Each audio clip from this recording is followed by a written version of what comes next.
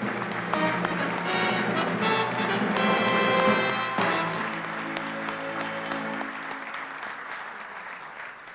gives me great pleasure to turn this podium over to my good friend Jack Byrne.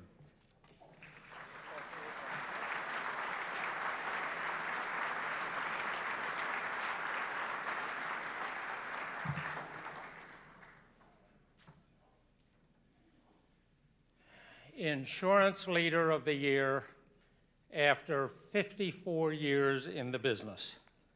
Bob, I am deeply honored that your committee has honored me, and I accept with humility.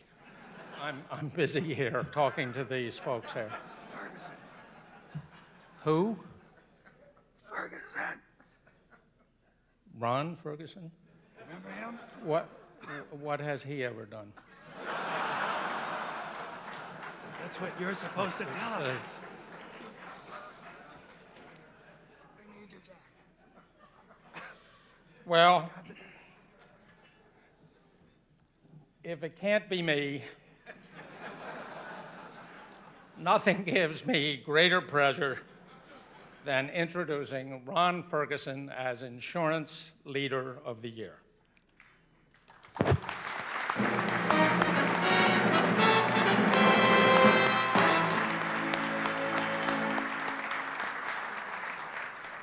"17 years the college has been going through that oversight.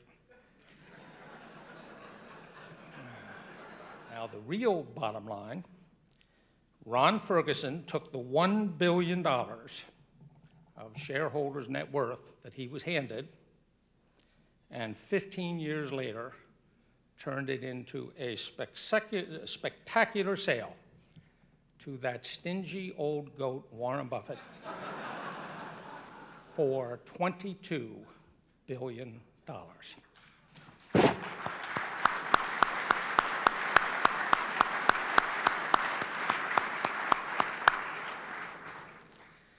Only in America.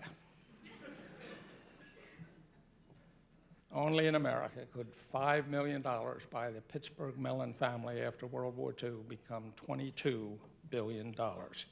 Smart private capital meets really smart private management. Now Ron joins that select group that has to work to make Warren Buffett look good, and that is becoming increasingly difficult.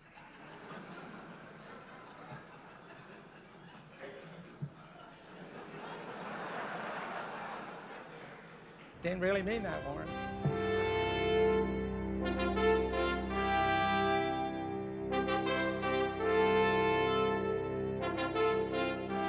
Ladies and gentlemen, on behalf of the School of Risk Management, Insurance, and Actuarial Science, welcome to the 7th Annual Insurance Leader of the Year Award Dinner.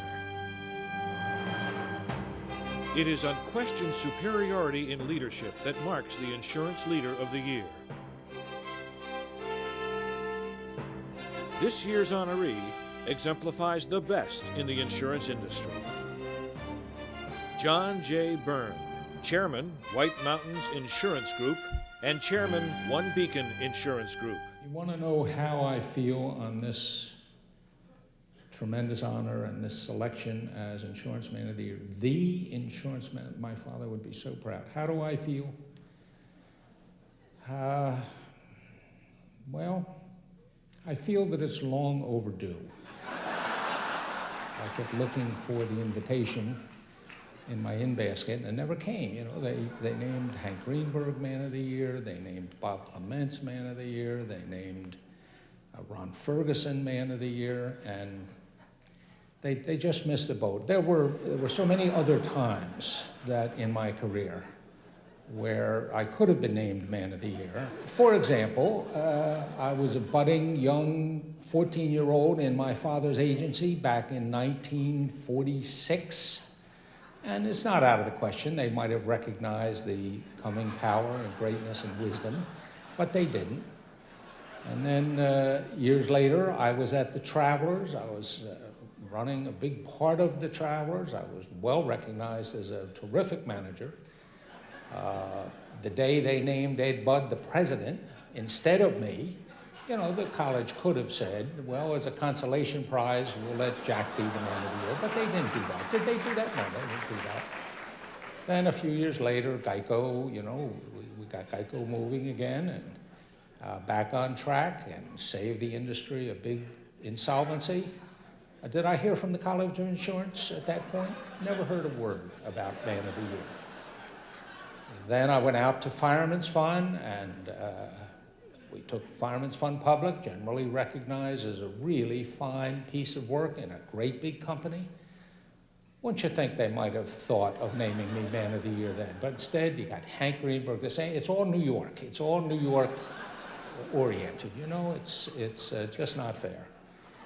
And then we did some other little things. FSA. We helped FSA get back on track. They really weren't off track, but that turned out to be a big victory. And the Mid-Ocean Company was a big victory. Never heard from the insurance college. But now I'm almost 70 years old. Been in the business 55 years. I'm worn out. I'm over the hill. It's almost too late, you know. It would probably be discourteous to say any of this at the dinner. And my father would be very proud of me. My father's agency is all here in the room tonight. 3 or 4 of the members of our family have all been through the College of Insurance, and I'm sure they're pleased to be here and proud. So it would really be discourteous for me to sort of whine about this. So, and I'm not a whiner. So we're not going to whine about it. I'll probably be gracious and just accept the win. Some people think that by my introduction of Mr. Ferguson last year, I sort of shamed the trustees into picking me this year. Well, let me tell you, it worked. It worked. Now, it must be said, in all fairness, that our guest of honor has an extraordinary track record. Well, you could look it up. Now, this is the actual return to share owners if you had invested with our guest of honor from 1976 during the dark days when Geico was broke and broken, all the way through his various adventures, and $1 million. If you had done what I did and invested $1 million with our guest of honor in 1976, today you would have $1 billion. $1 billion. Think about that. That's amazing. I mean, it's hard to believe.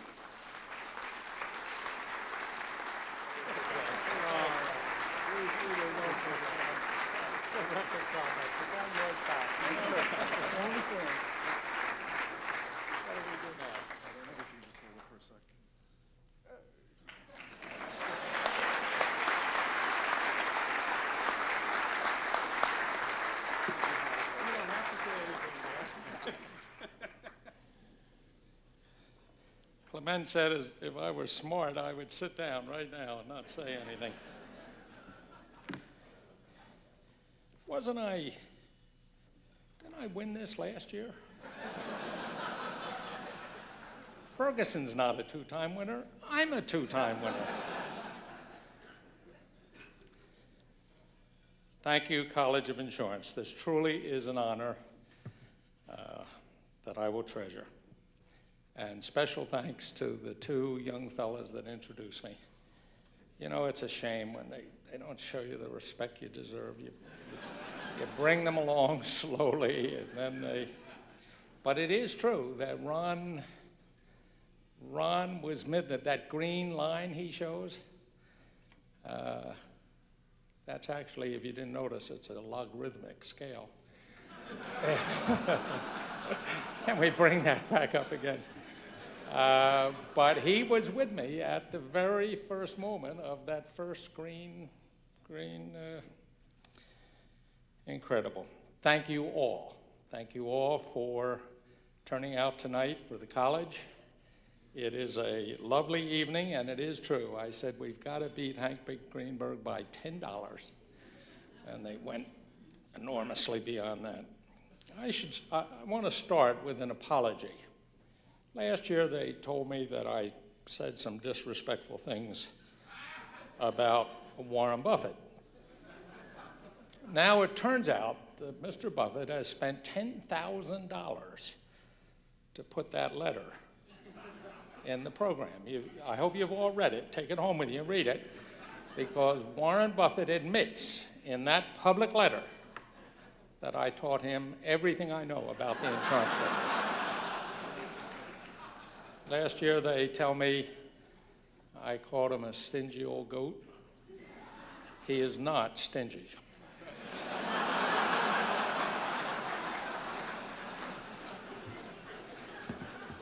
So much for the preliminaries. I'm actually here tonight to deliver, Ron, my 4th annual retirement speech. And Ron has heard 3 of the 4.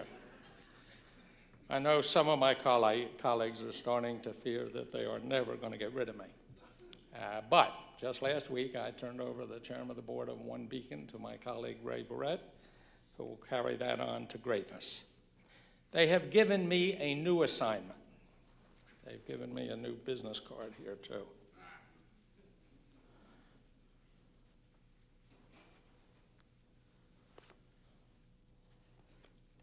Can you see this?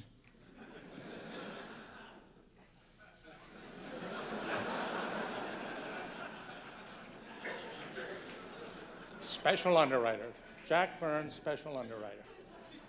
And they convinced me it was a promotion from chairman of the board. I've got some clever colleagues.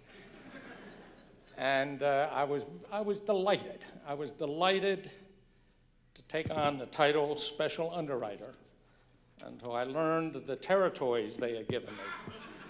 They gave me New Jersey Auto and the New York Assigned Risk Plan. Those are my 2 territories as special underwriter. But believe it or not, we're going to lick the New York Assigned Risk Plan, and the guys that are going to do that are in the room tonight. And I gave up on New Jersey Auto. It's the same problem it was 26 years ago when I pulled Geico out. I pulled Geico out, I pulled Fireman's Fund out, and I may be the first executive in history to get to pull out of New Jersey 3 times. Some of you have seen me use this slide before. These are the companies that 20 years ago owned the commercial insurance business. Not all of them are not around anymore, but every one of them has changed owners a couple of times and is around. A few are still around, but in quite a different form. Now, I hear some groans in the audience because some of you have heard my 3-hour speech about this tombstone, and it is a wonderful speech. But some other time. Let me just ask, can we recognize the people from the USF&G table? Where are they?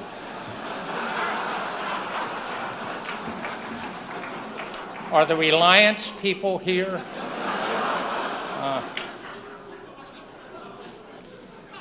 In many ways, that slide's a graveyard of our industry. These companies don't exist as independent companies anymore, not the companies we know. And the predominant reason they don't is that they forgot what Ron Ferguson told us last year about underwriting. I think the problem is that the other guys in the audience, the non-insurance company underwriters, I think you're just too good. Bullies, actually. And the problem is the brokers are just too good, and they take advantage of us poor company guys. And the real challenge for the College of Insurance, Peter, Ellen, the real challenge for the College of Insurance is to instill not only the mechanical knowledge of the insurance business, but instill judgment and discipline that the company side is missing. Can you teach shrewdness. Ellen, let's have shrewdness 101 and shrewdness 202, because the brokers are just eating us alive. And what it boils down to is the College of Insurance keeps sending all the tough guys to the brokers.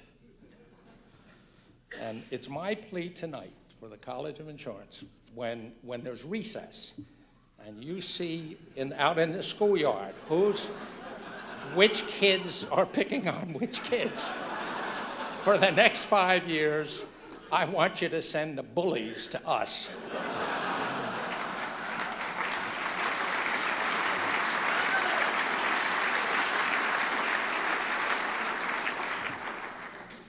Thank you very much for joining us tonight and for being so generous to the College of Insurance. Thank you.